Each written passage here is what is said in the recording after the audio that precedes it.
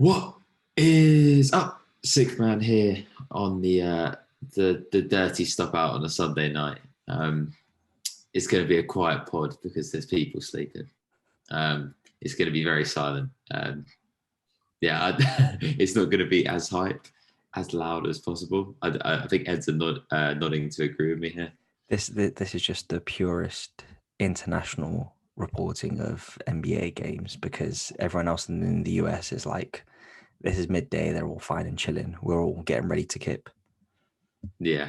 Without spoiling it though, Alex, you can say it's not hyped because of the lateness. I think you're also not hyped because of two other reasons. Yeah, that's very true. We start there. And yeah, we're going to start there. We're going to start with the second round matchups. The only other game that has played previously to Sunday night was Nets Bucks, and the Nets blowed them out without Harden. Very scary. He's out for game 2 as well. Wow. But we're not going to talk about that. We're going to talk about the Sunday 6 p.m. tip, which is my very own Sixers against the Hawks. That's Wildy v Bray. What a game. What game for the neutral. Hawks take it 128 to 124, but I thought that there might be a little collapse going on. They look very nervous. And Bogey hit a huge three to really silence the game. And fair play to the Hawks. I don't actually really have too much to say. I'm not really salty about it. It is one game. My notes from the game, I would say in the first half, Doc Rivers trialed an all-bench lineup. You can't be doing that in round 2. You can't be doing that. I think every player that was in had like minus 15, plus minus. We end up going down by 27 towards the late of the second quarter. Finally, starts to Trae Young instead of Danny Green. We start to build momentum, but it was a massive stretch and it was too late in the end. But if you say to me, the Sixers have all of these problems, they go 24-35 from the free throw line. Trae Young has 35 and we still lose by 4. I'm not mad about it. I think there's big adjustments to come. And I suspect we should be bounced back and win game 2. I don't know what you guys saw. From a Philly perspective, like, oh my gosh, Embiid is just an absolute monster. Like every time you watch him and he's just on top form, you think no one can guard this guy. Some of the shots he was making, some of the moves he was making Clint Capella look like he wasn't there at times. And I just thought, just I know this is what Embiid does on a regular basis, but it's just so fun to watch Embiid do his thing.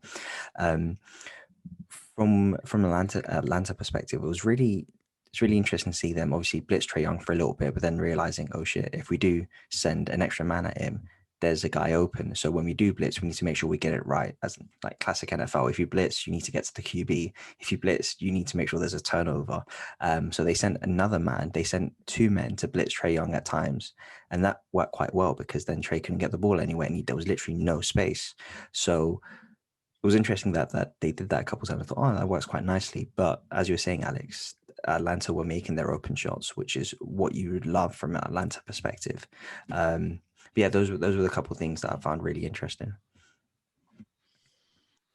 Yeah, I saw pretty much the same thing, really, especially with and it was similar. We'll touch on it later when we talk to the Clippers mouse, but it's the team that shot better from 3-point range, which ultimately won the game because the Sixers were just not knocking those shots down, and everyone on the Hawks was contributing. And what was really interesting was that in the first half, it was Trae with the floor and what the Hawks were really using. And then in the second half, it was that ball movement as they went to double team Trae and then getting that open shot. So the Hawks look scary.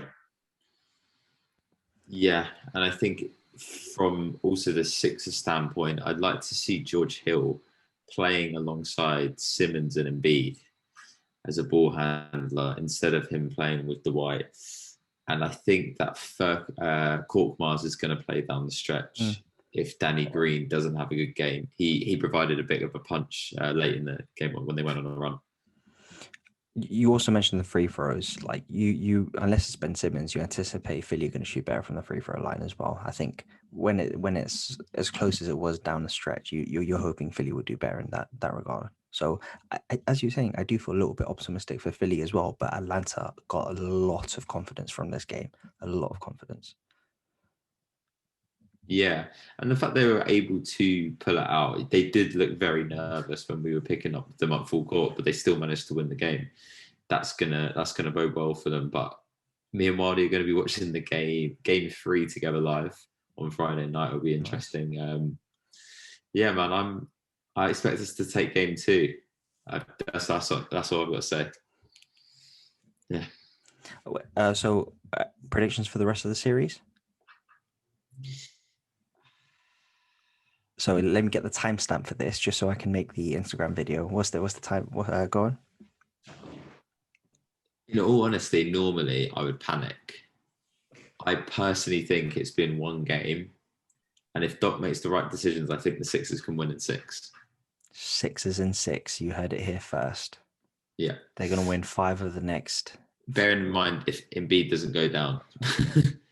Yeah. Okay, cool. So the Sixers lose at home to the Hawks. Great win for ATL.